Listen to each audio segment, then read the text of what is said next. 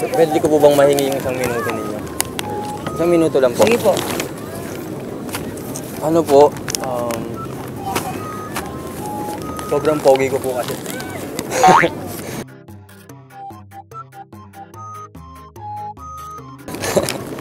Ayun po, yung problema ko po, sobrang pogi ko po. Hindi nga ate, sa tingin mo may pag-asa ako sa'yo?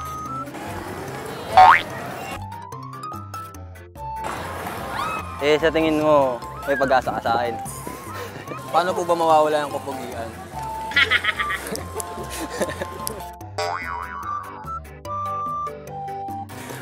Kasi naman problema po ako, ang dami po naghahabol sa aking babae.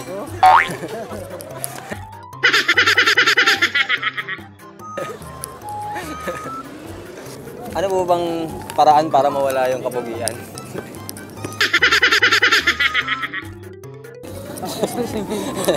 Kaskas igaskas po sa semento.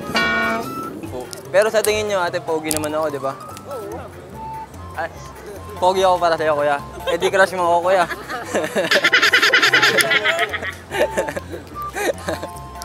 Crush mo ako, kuya.